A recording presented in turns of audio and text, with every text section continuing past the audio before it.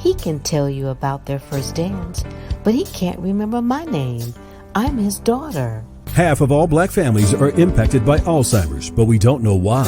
At HSC, we are investing in a new research study to find solutions for your family. To join the research study, visit blackalzbrainstudy.com or call 817-735-2963. Hello, hello, hello. I want to welcome everybody here to one of the panels from Sister to Sister. And I'm so excited to be here with some phenomenal sisters, as you are too.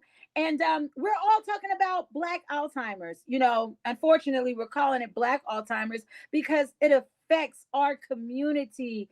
Whoa, in huge numbers. As a matter of fact, did you know at 1 out of every 2 Black families will be affected by Alzheimer's or dementia?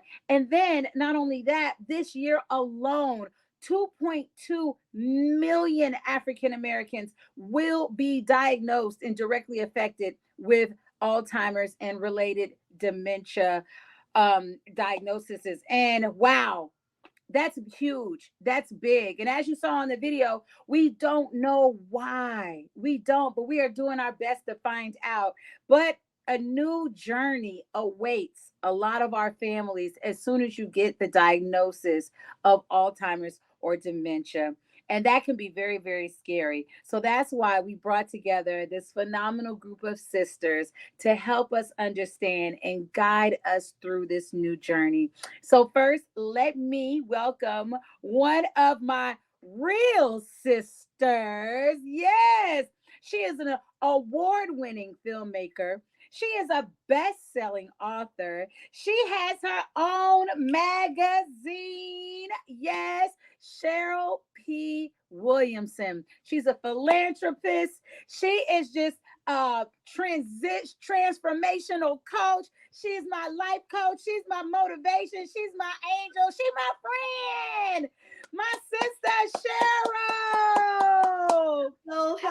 Hello, Vita. I'm so glad to be here today. And I just love you to pieces. And I'm excited about our conversation because we are going to have the opportunity to educate and change the life of so many people just through us having this candid conversation. Yes, we are. Yes, we are. Now, let me bring up another one of my sisters. I love saying the word. I love feeling the energy. You know, we all need each other, and especially when you're dealing with the diagnosis of Alzheimer's and dementia, that is when, you know, the sisterhood, the village really has to show up for these families. And next, I want to introduce my girl, my sister, Miss Tanisha Carr. She is the Alzheimer's Association program manager. Hello, Miss Tanisha. How you doing, sis? I am doing wonderful. How are you? I am doing amazing, amazing. And so you are with the Alzheimer's Association, right? Yes, ma'am, I am. The program manager. And how long have you been in that position? I have been with the Alzheimer's Association since 2012. Wow. Okay. I was just gonna see if you could remember. No, I'm just. And let me bring up another one of my dear, dear sisters. Yes. She is a caregiver coach. Did not know this existed before I met my sister, Miss Patricia Bailey. How it is so important to know that we need coaches our whole life. You know, Oh we my are gosh. coached from birth. We are coached how to use the bathroom. We are coached in our little league. We are coached at school. And in these trying times of a diagnosis with Alzheimer's or Yes. dementia, a caregiver coach is definitely needed and just so appreciated. Thank you, Miss Pat Bailey, for joining us. Hi, sis. Thank you, Miss Vita. You know how much I love you, girl. This is going to be a phenomenal conversation today Yes, with it my is. You know, favorite people. Okay. yes. And what makes this conversation so important to me is I'm Black. You know, Ah, I'm a sister. Yeah. And this is taking over our community in an alarming rate, and not even taking over, it's been here. Yes. But Alzheimer's is not discussed very much, and especially in our community, and I don't know why.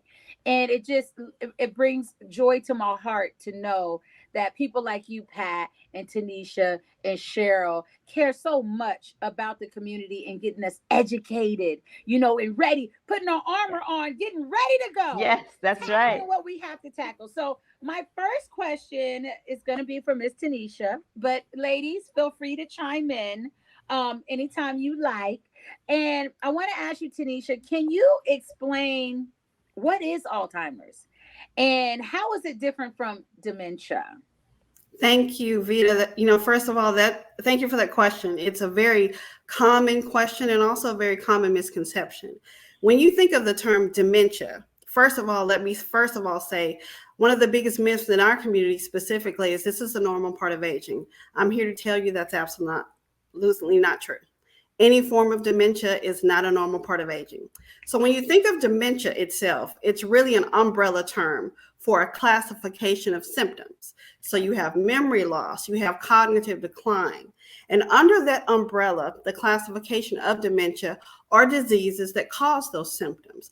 Alzheimer's disease is the most common type of dementia that you hear about. Mm-hmm. And then there's also other types of diseases like mild cognitive impairment. Parkinson's disease is a type of dementia.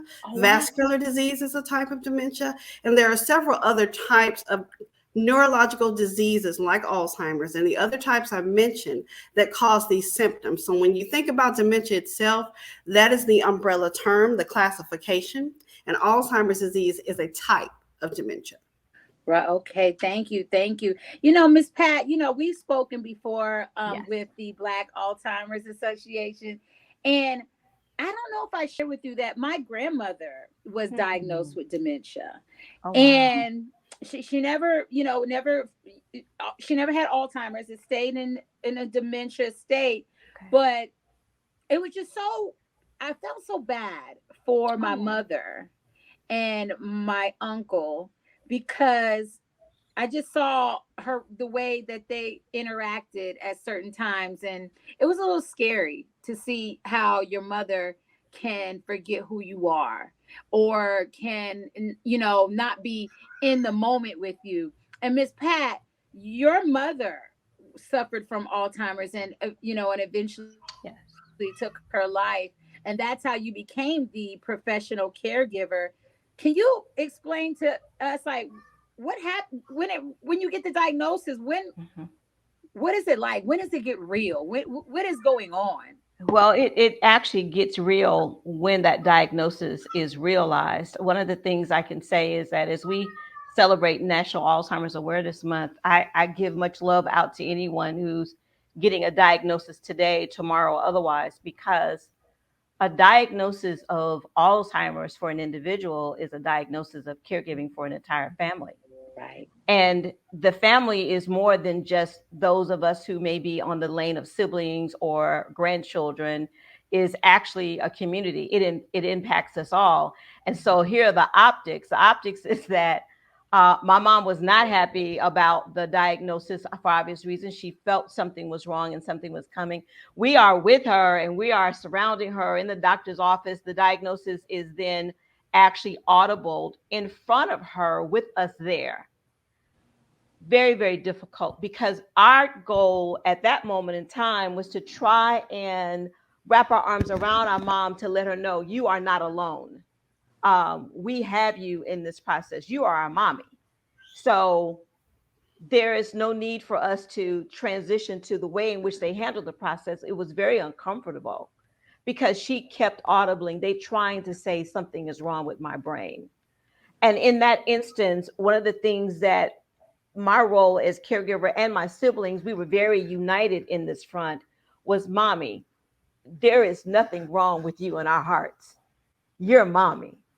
Meaning that our job became immediately an understanding of how to emotionally prepare her ourselves, because that diagnosis changed our lives forever. And in this instance, it is probably, in my case, about 45 to 60 symposiums on aging since 2011 to spread this word, to say, families, let us help you understand, now that you've got the diagnosis, what to actually do next.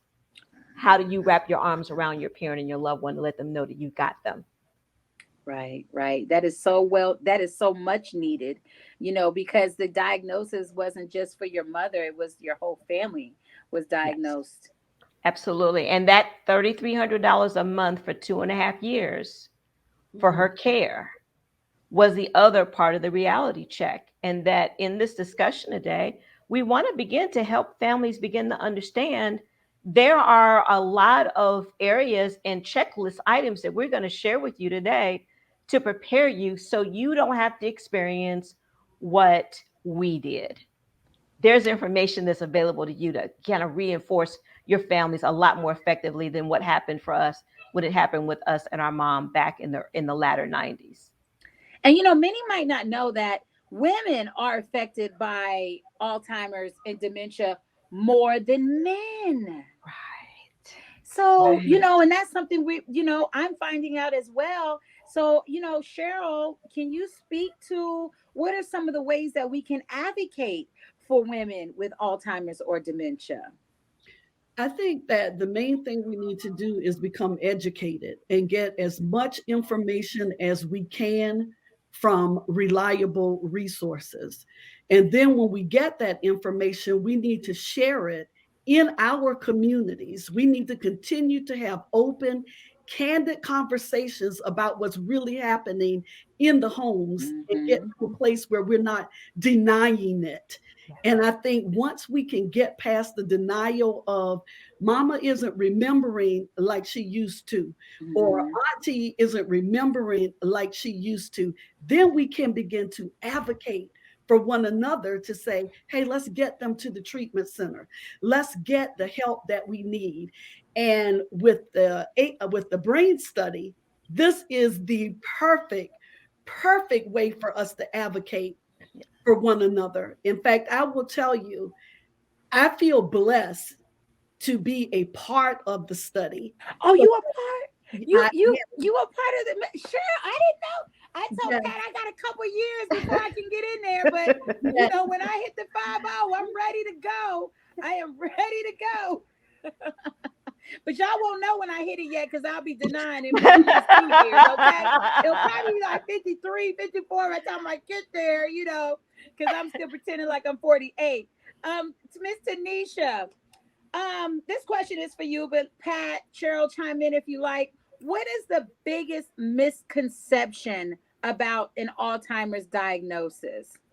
Thank you. That's another great question. When we talked earlier, like I said, one of the biggest myths that we have to dispel is that this is a normal part of aging. People even make jokes about Alzheimer's or old timers, make memory jokes because people are so uncomfortable when it comes to anything that affects your mental health, right? There's a huge stigma. So one of the biggest misconceptions is that this is a normal type of aging, and it is not, no matter how old you are. Yeah, because my mom is 81 and she remembers everything. Wow. So and if she forgets something, then she'll go into a panic. And I'm like, but Mom, you 81.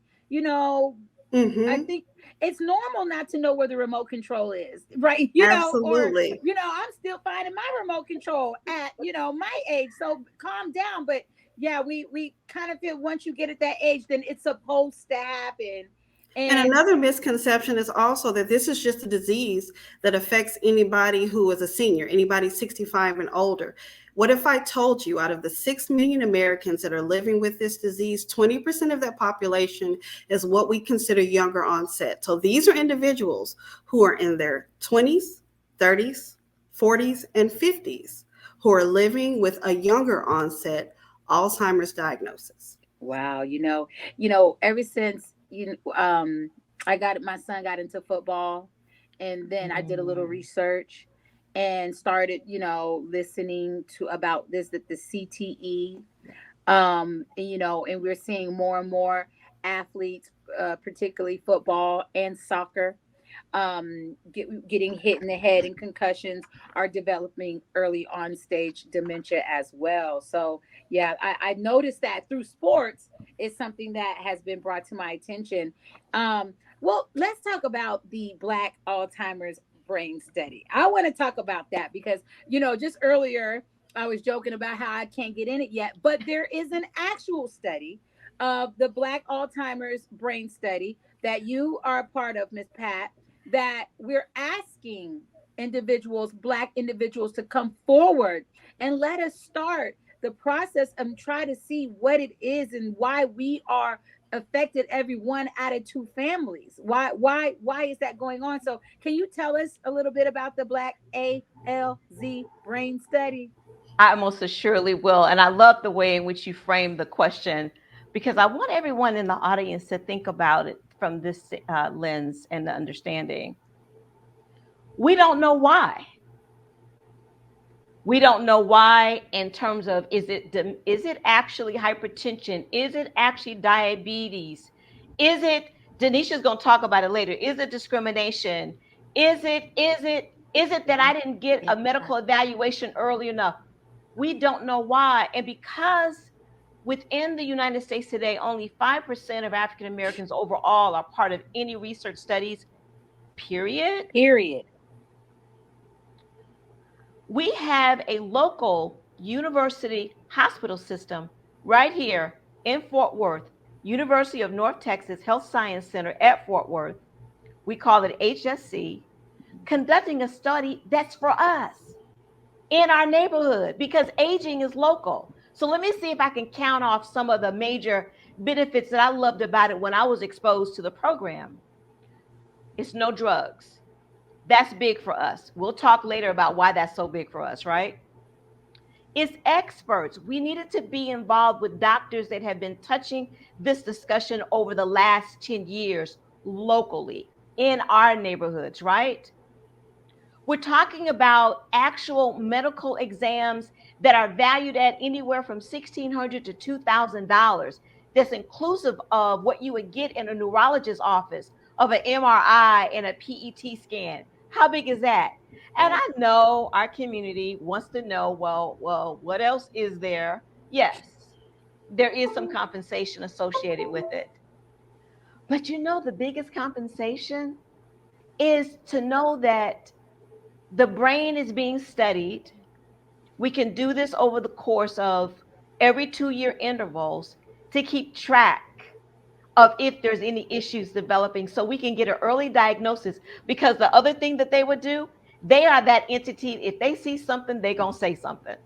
Right. Yes. They actually will connect you and your information to your physician so that you are prepared and that you get a more deeper dive into what transpired. How cool is that, right? That's very cool. Yeah, that's very cool.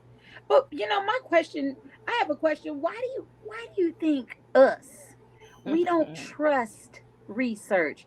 We don't trust the studies. But why is it that you think, ladies, that we are not willing to just be poked and pronged, and we don't trust it? We just don't trust it.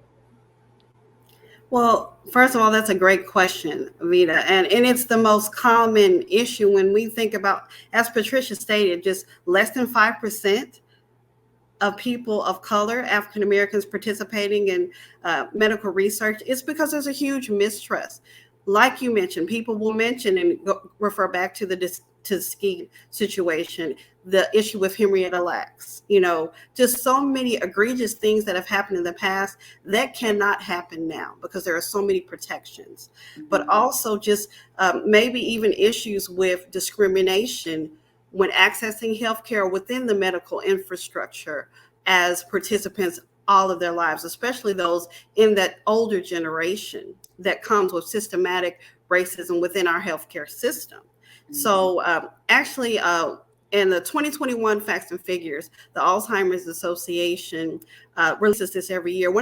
For the first time ever, this year, African Americans, Native Americans, and other populations of color indicated that discrimination was the number one barrier that they experience when accessing medical care for a dementia screening or even medical research. So we know that it is a huge issue.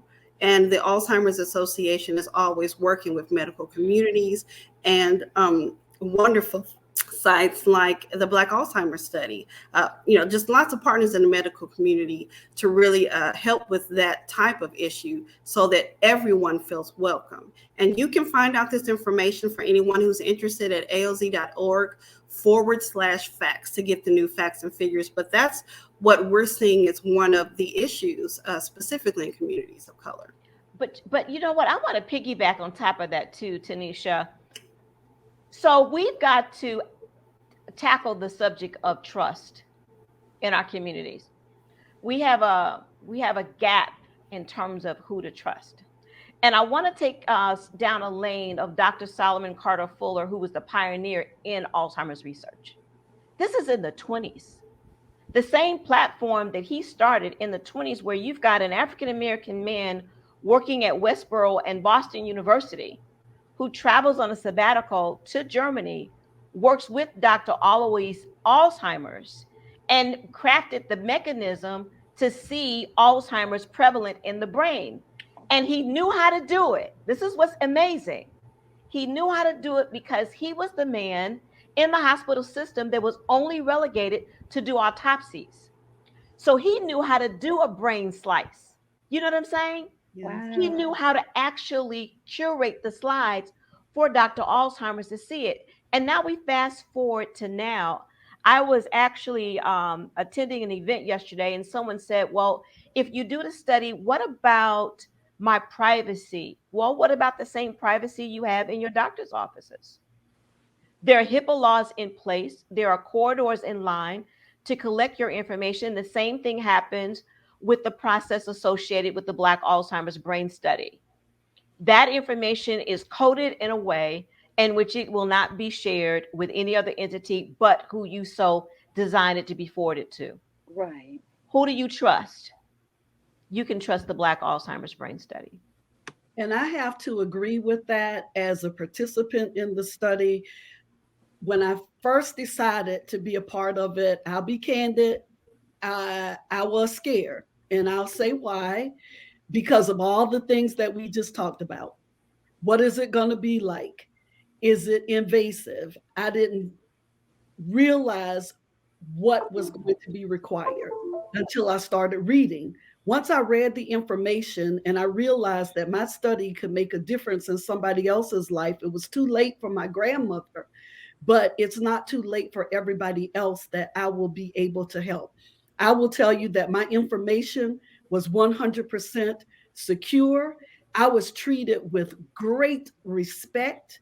And I will share this candidly as a participant in this study.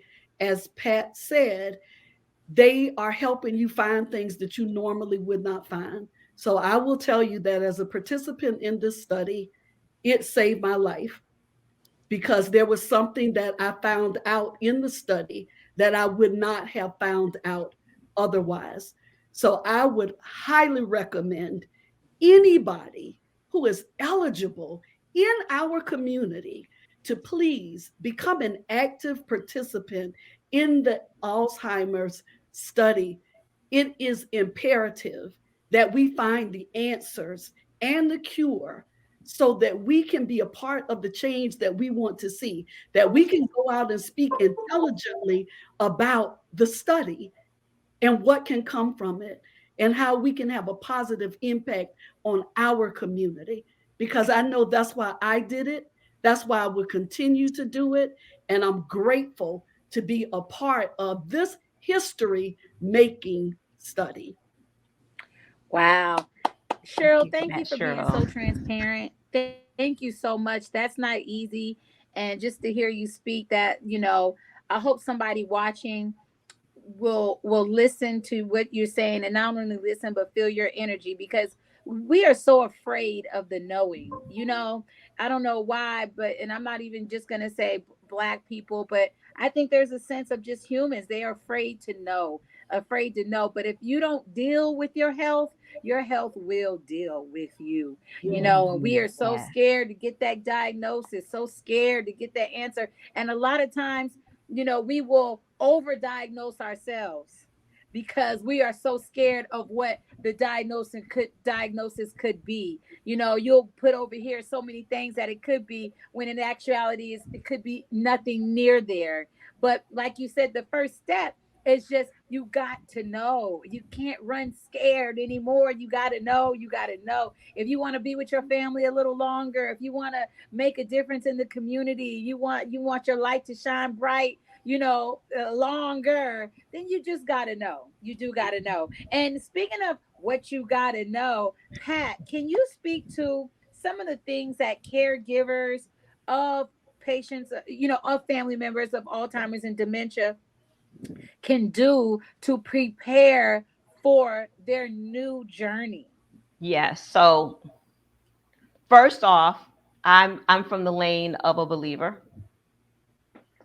And when you receive that diagnosis, I hope and I pray for you that you actually cover your parent, your loved one, your nana with prayer, because it's going to be an honorable journey with you. And that under Ephesians 6:2, God's going to have you covered. I promise you, it is what our faith got us through this process. So that's first and foremost. The other thing I want you to do as caregivers, I need you to operate within two lanes. I need you to understand a lane of self-care in the same parallel time period as you are caring for your parent, because you're going to have to care for yourself at the same time that you care for someone else. Right. And so some of the areas that leave us a little bit in the lurch is we're not prepared to age well. We haven't taken in consideration the financial implications of getting older. Most of us are going to be depending probably 100% on Medicare. So I would say that you're going to now do a different list. You're going to think about things associated with legal matters and financial matters, power of attorney, trust. I hope everybody's writing this down. Wills. Do not resuscitate, which is called a DNR versus a DR. Mhm. You're going to be dealing with certain lists that become extremely paramount in your life. And you're going to do this parallel, but you're going to also do something else. I think this is really great. You're going to need to actually chronicle your parents' habits and triggers. You see, if I'm going to actually now use the medical community to help me take care of my mom, they don't know my mother. They don't know what makes her happy. You know, half the time we don't know what makes ourselves happy. Come on now. Mhm. So imagine Real. being, yeah, chronicle. Mom loves to dance. Mom loves music. Keep her Brooke Benton up on cue because she needs to hear that. That would soothe her. You begin to create a list of Mm. caring for them food habits. How can I get my mom to eat? Because once the diagnosis is there, you're going to feel as if you've got to now run into overdrive, beginning with these lists. And keep in mind that even though we talk about the Black Alzheimer's brain study and you're joining it, that website, blackalzbrainstudy.com, also has phenomenal resources. Yes. Here it is that Tanisha shared, alz.org/facts, but it's on that site for the blackalzbrainstudy.com that we have a discussion about forgetfulness. What is the difference between me putting my keys down, or what do we talked about the remote, right? What's Right. the difference of just a lapse of a thought versus it's actually a repetitive cognition decline? Let's talk about how to advocate with our doctor. You know, we don't know what questions to ask. All of these things are available to you to help you be able to survive this process. Wow. That's amazing, Pat. Just sitting here thinking like, okay, I wish I had have known about this when my mother was taking care of her mother, because I saw how painful it was to deal with, you know, what was going on. And it was like that self-care, very, very, very Yeah. important. Very, very important. I saw, you know, and I'm pretty sure all families go through this, because, I found myself getting mad at my grandmother for the way that my mother felt. It's just a cycle of emotions that if you don't know how to deal with it, and you don't have a support system, and you don't have somewhere to go to see, okay, this is normal, this is how this is going to be. And I didn't know I needed to know my grandmother's happy triggers. I had no idea that is something that if we had known, we could, because she did stop eating, so, I didn't know that was something that we needed to know about. So I thank you tremendously for that, because, I think one in every two families is affected. And that just because my grandmother wasn't affected doesn't mean I'm not going to have another family member affected. Just this year, 2.2 million African Americans will be affected by Alzheimer's and dementia. So it's better to deal with what's going on, and face it, and get the facts. I love this conversation because it's about the facts, not the fiction, but the facts. Thank you so much. Wow, ladies, give yourselves a round of applause. Does anybody want to say anything before they go? Well, I forgot to mention, because I always naturally assume everybody know what I do. But my name is Vita Loca from Dallas, Texas, and I'm on Magic 94.5. And I also want to mention that Miss Cheryl P Williamson, is also on Magic 94.5 on Wednesdays at 11:20 for a segment called Shift Your Soul, which I truly love that segment, because it's all about building us up. And so if you can check her out, Magic 94.5 on Wednesdays at 11:20, and I am on Magic Monday through Friday from 12 to 3. And Pat, can you give the information for Black Alzheimer's Study one more time? Absolutely. For the listening audience, please take an opportunity to change the trajectory of this particular disease. Go to blackalzbrainstudy.com, or you've seen the number several times on the screen, the 817-735-2963. And know that our hearts are with you. Our love is definitely with you, and the resources are there. Wait a minute, Miss Pat, before we go, I have to put this out into the universe. And please look out for Pat. She's going to have one of the largest female golfing associations, and it's called Chicks with Sticks. Chicks with Sticks. She is creating one of the biggest African American golf Chicks with Sticks. It's gonna be amazing. And Tanisha, before we go, first of all, just let me thank you so much for your service and your dedication to the Black Alzheimer's Association. That is a selfless job.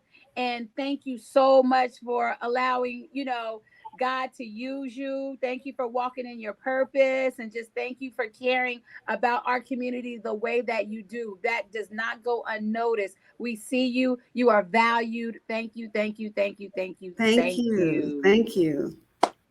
Yeah. All right, ladies. Well, this was an edition of Sister to Sister. Love you all. Love you all. Help us find answers. Black Alzheimer's Brain Study. We love you. He can tell you about their first dance, but he can't remember my name. I'm his daughter. Half of all Black families are impacted by Alzheimer's, but we don't know why. At HSC, we are investing in a new research study to find solutions for your family. To join the research study, visit blackalzbrainstudy.com or call 817-735-2963.